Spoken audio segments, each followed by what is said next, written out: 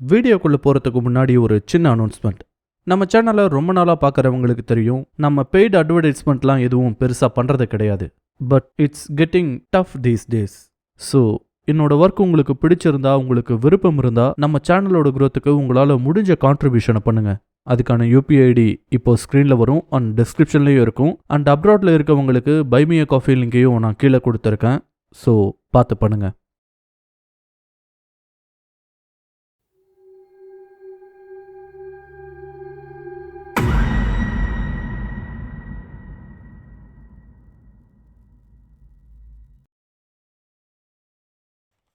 Welcome to Hunter Times. இந்த video Neelamalai estate வீடியோவோட continuation. முதல்ல அதை பார்த்துட்டு வந்துருங்க, அப்போ தான் இதை ரிலேட் பண்ணிக்க முடியும். மறுநாள் காலையில் 7 மணி இருக்கும். சமையல்காரர் வந்து கோகுல் தங்கி இருந்த ரூமோட கதவை தட்ட ஆரம்பிச்சாரு. முதல் நாள் டிராவல் பண்ணதில் ரொம்ப டயர்டாக இருந்ததாலையும் நைட்டு குளிர் தெரியாமல் இருக்க ஹீட்டர் போட்டதாலையும் ரொம்ப நல்லாவே அசந்து தூங்கி இருந்தான் கோகுல். கோவிந்தன் வந்து கதவை தட்டின சத்தம் எங்கேயோ தூரமாக கேட்குற மாதிரி இருந்திருக்கு அவனுக்கு. உள்ளே இருந்து எந்த பதிலோ இல்லை சத்தமோ வராம போகவும் இவருக்கு பயம் வர ஆரம்பிச்சு கொஞ்சம் வேகமா அந்த கதவை தட்ட ஆரம்பிக்கிறாரு. அப்பதான் தூக்கத்துல இருந்து எழுந்திருக்கான் கோகுல்.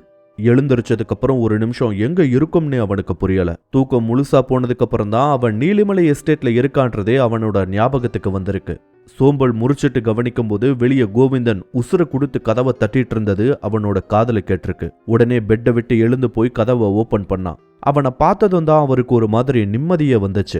என்ன தம்பி, நல்ல தூக்கம் போலன்னு கேட்டவர்கிட்ட, ஆமாங்கண்ணா, நேத்து பூரா டிராவல் பண்ணதுல அசந்து தூங்கிட்டேன் போல, ரொம்ப நேரமா கதவு தட்டிட்டு இருந்தீங்களான்னு கேட்டதுக்கு, அது பரவாயில்ல தம்பி, வாங்க உங்களுக்கு டீ போட்டு வச்சிருக்கேன்னு முன்னாடி போனவர்கிட்ட, நீங்க போங்கன்னு பிரஷ் பண்ணிட்டு வரேன்னு மறுபடியும் ரூம்குள்ள போய் பேக்ல இருந்த பேஸ்ட் அண்ட் பிரஷை எடுத்துக்கிட்டு பேஸ்ட்டை பிரஷ்ல போட்டு பல்லு விளக்கிட்டு பாத்ரூம்குள்ள போனான் கோகுல். ஒரு தடவை வாஷ் பேசின்ல ஸ்பிட் பண்ணிட்டு நிமிந்து கண்ணாடியை பார்த்தவன் ஒரு செகண்ட் திகச்சு போனான். ஏன்னா வாஷ் பேசின் மேல மாட்டப்பட்டிருந்த முகம் பார்க்கும் கண்ணாடியில சிவப்பு நிறத்திலான ஒரு கை அச்சு அந்த கண்ணாடியில பதிஞ்சிருந்தது. முதல் நாள் ராத்திரி பார்க்கும்போது அந்த கண்ணாடி ரொம்ப நீட்டா தான் இருந்துச்சு. அப்படி இருக்கும்போது எப்படி இந்த அச்சு திடீர்னு வந்திருக்க முடியும்? அதுவும் இல்லாம அவன் ராத்திரி தூங்க போறதுக்கு முன்னாடி கோவிந்தன் சொல்லி இருந்த மாதிரியே அந்த ரூமோட கதவை நல்லா லாக் பண்ணிட்டு தான் தூங்கவும் போனான். அப்படி இருக்கும்போது உள்ள இருக்க பாத்ரூம்ல எப்படி இந்த கை அச்சு வந்திருக்க முடியும்? எப்படி யோசிச்சு பார்த்தாலும் அதுக்கான விடை அவனுக்கு புரியவே இல்லை. ஒரு கட்டத்துக்கு மேல தன்னை பயமுறுத்துவதற்காக தான் இப்படி பண்ணியிருக்காங்கன்றது அவனுக்கு நல்லாவே தெரியுது. So something was wrong in this place. வந்த முதல் நாளே இதுக்கு அவன் ரியாக்ட் பண்ண விரும்பல. ஸோ கையச்சு மேல தண்ணியை ஊத்தி கழுவி விட்டுட்டு பிரஷ் பண்ணிட்டு அது பத்தின யோசனையோடையே வெளியே டைனிங் டேபிளுக்கு வந்தான் கோகுல். வந்தவனுக்கு ஒரு கப்ல டீயை ஊத்தி வச்சுட்டு தான் அவனோட முகத்தை கவனிச்சிருக்காரு கோவிந்தன். பார்த்ததும், என்னாச்சு தம்பி, ஏதோ யோசனையா இருக்கீங்க போலன்னு கேட்கவும், இல்லன்னு உள்ள பாத்ரூம்லன்னு சொன்னதும், என்ன தம்பி ஏதாவது பிரச்சனையான்னு ஒரு மாதிரி படபடப்பா கேட்டாரு கோவிந்தன். அதை கவனிச்ச கோகுல் ஏன் அவரை குழப்பணும்னு சொல்லிட்டு, ஒண்ணு இல்லைன்னு பாத்ரூம்ல ஹீட்டர் நாப் கொஞ்சம் பிரச்சனையா இருக்கு அதுதான்னு சொல்லவும், அதுதானா தம்பி, நம்ம எஸ்டேட்ல இருக்க பசங்களை வந்து பார்க்க சொல்றேன் தம்பி, நீங்க இன்னைக்கு ஒரு நாளைக்கு பொறுத்துக்கோங்கன்னு சொல்லவும் சரின்னு டீ குடிக்க ஆரம்பிச்சான் கோகுல். டீயை குடிச்சு முடிச்சவன் கிட்ட, தம்பி காலையில டிஃபனுக்கு என்ன செய்யன்னு கேட்கவும், உங்க இஷ்டம்னு ஏதாவது சிம்பிளா பண்ணுங்க போதும், பெருசாவெல்லாம் பண்ண வேணாம், அதே மாதிரி எப்பயும் சிம்பிளாவே உங்களுக்கு பண்ற மாதிரியே பண்ணுங்க போதும், தேவையில்லாம எனக்குன்னு மெனக்கெடாதீங்கன்னு சொல்லவும், சரிங்க தம்பி நீங்க போய் குளிச்சுட்டு வாங்க, நான் டிஃபன் ரெடி பண்ணி வைக்கிறேன்னு சொன்னாரு கோவிந்தன். டீயை குடிச்சதும் கோகுல் அப்படியே அந்த பங்களாவை சுத்தி பார்க்க ஆரம்பிச்சான். சும்மா சொல்லக்கூடாது, ரொம்ப பெரிய பங்களா தான். எங்க பார்த்தாலும் மரத்துல செய்யப்பட்ட பொருட்கள், ஆன்டி கலெக்ஷன், துப்பாக்கிகள்னு ஏகப்பட்ட பொருட்கள் அந்த பங்களால இருந்துச்சு. அதை பார்க்கும்போது அந்த வீட்டோட ரிச்னஸ் அவனுக்கு ரொம்ப நல்லாவே புரிஞ்சுது. அதையெல்லாம் பார்த்துக்கிட்டே மேல மாடிக்க போனான் கோகுல். அங்கேயும் 3-4 அறைகள் கிட்ட இருந்துச்சு. ஆனா எல்லாமே லாக் செய்யப்பட்டிருந்துச்சு. அதையெல்லாம் திறந்து பார்க்க ஆசைதான். பட் ஏற்கனவே டைம் ஆகி இருந்ததால கீழே இறங்கி அவனோட ரூமுக்கு போய் குளிக்க ஆரம்பிச்சான். குளிச்சுட்டு வெளியே வரவும், தம்பி கணக்கு வர்றதுக்குள்ள ஒரு வாய் சாப்பிட்டுடுங்க, இல்லைன்னா வந்ததும் அதை பாருங்க இதை பாருங்கன்னு ஆரம்பிச்சுடுவாருன்னு சொல்லிட்டு உள்ள போனாரு கோவிந்தன். அக்கௌண்டண்டா அங்க கணக்குன்னு தான் சொன்னாங்க.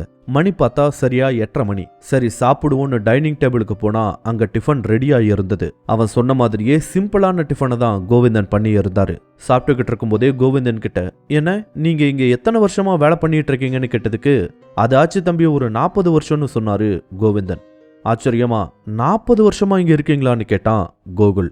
ஆமா தம்பி, நம்ம சொந்த ஊரு கோயம்புத்தூருங்க. அப்பாவும் சமையல்காரர் தான். அப்போ தெரிஞ்சவங்க மூலமா இந்த எஸ்டேட்டுக்கு அப்பவே வந்துட்டோமுங்க.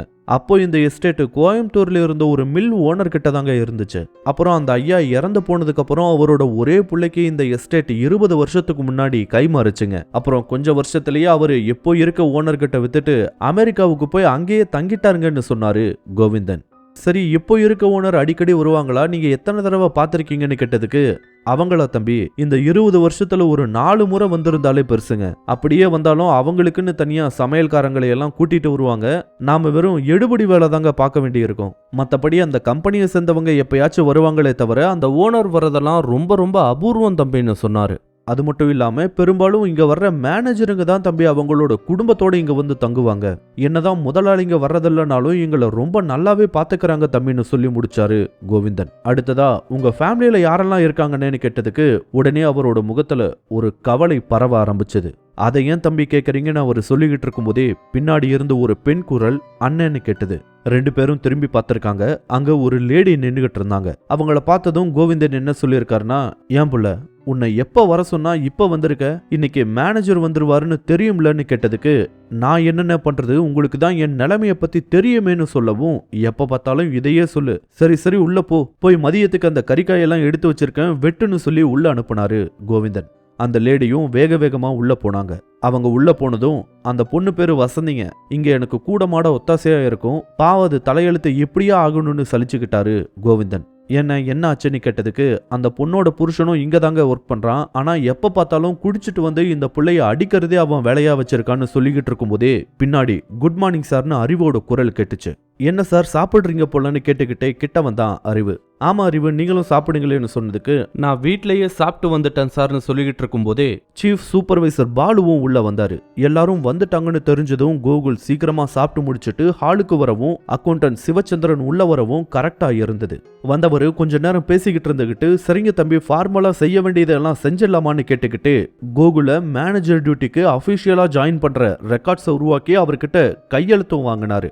சைன் பண்ணி முடிச்சதும், வாழ்த்துக்கள் தம்பி, இப்போ இருந்து நீங்க தான் இந்த நீலிமலை எஸ்டேட்டோட மேனேஜர்னு கையை கொடுத்தாரு சிவச்சந்திரன். அதுக்கு தேங்க்யூ சார்னு சொல்லி அவனும் கை கொடுத்தான். மற்றவங்களும் கோகுல விஷ் பண்ணாங்க.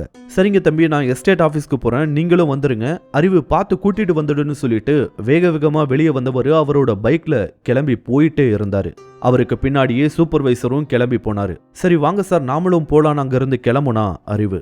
அங்கிருந்து கிளம்புறதுக்கு முன்னாடி, அண்ணா மதிய சாப்பாட்டை ஆபீஸ்க்கு அனுப்பி வச்சிருங்கன்னு சொல்லிட்டு அங்கிருந்து 2 பேரும் ஜீப்ல ஏறி எஸ்டேட் ஆபீஸ்க்கு முதல்ல கிளம்புனாங்க. போற வழியில தான் அந்த எஸ்டேட்டை முதல்ல பகல்ல பார்த்தான் அறிவு.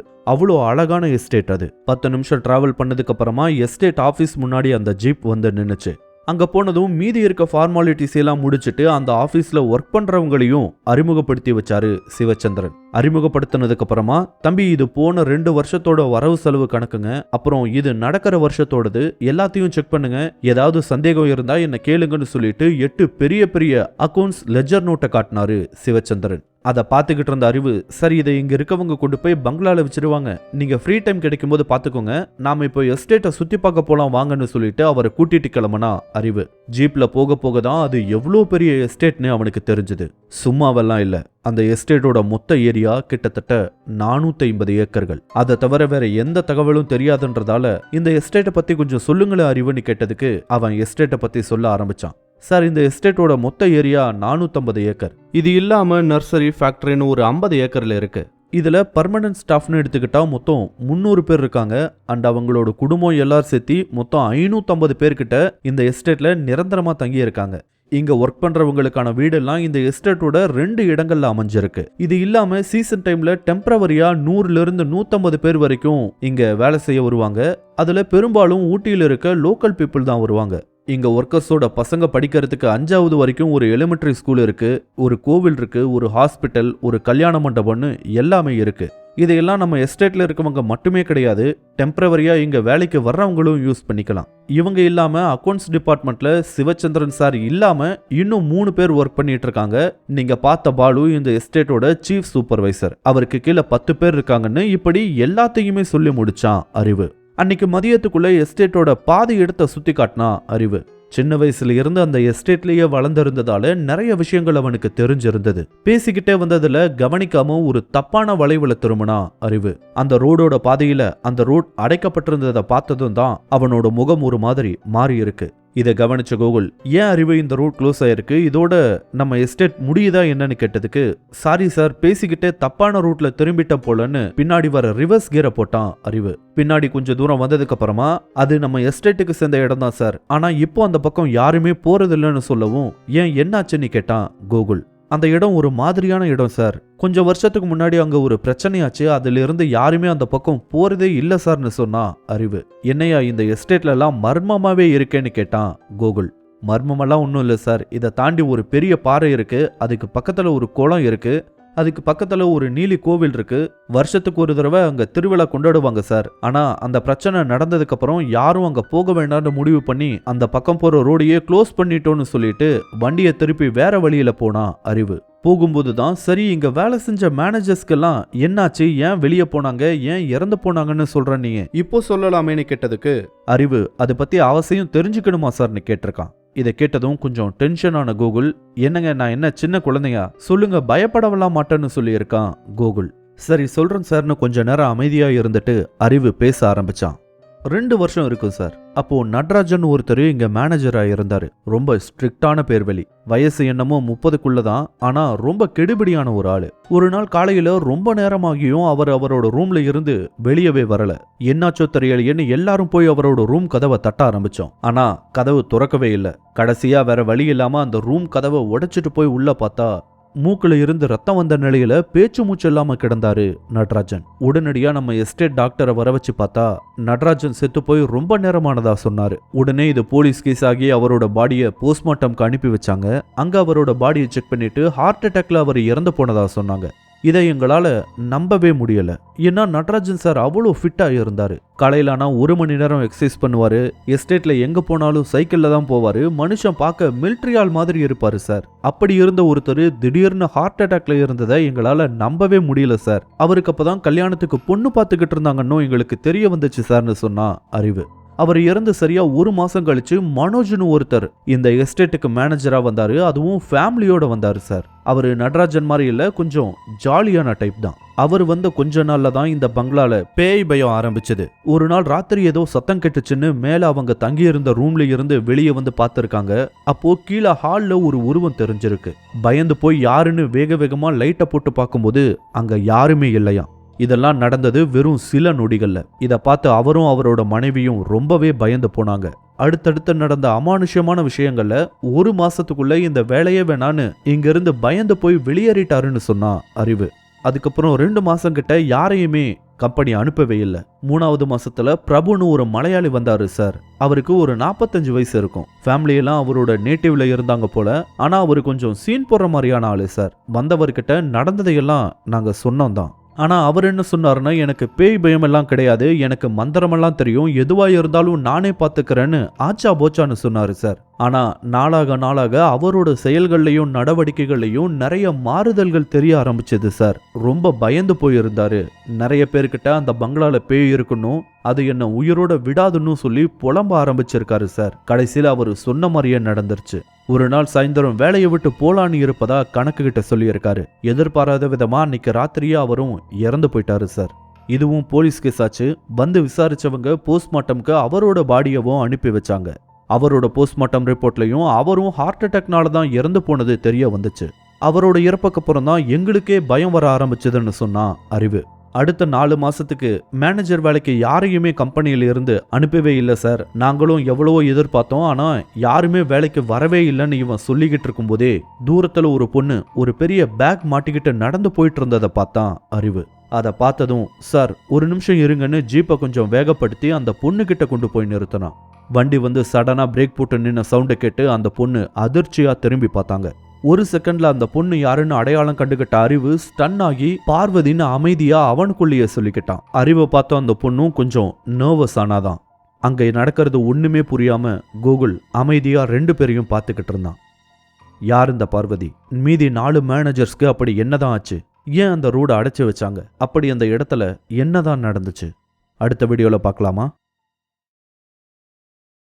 இந்த வீடியோ உங்களுக்கு பிடிச்சிருந்தா லைக் பண்ணுங்க, கமெண்ட் பண்ணுங்க, ஷேர் பண்ணுங்க. இதே மாதிரியான புதிய வீடியோக்களை பார்க்க மறக்காம ஹார்ட் டைம்ஸ் சேனலுக்கு சப்ஸ்கிரைப் பண்ணுங்க. அண்ட் மறக்காம நோட்டிஃபிகேஷன் பெல் ஐக்கானையும் கிளிக் பண்ணி விடுங்க. தேங்க்யூ.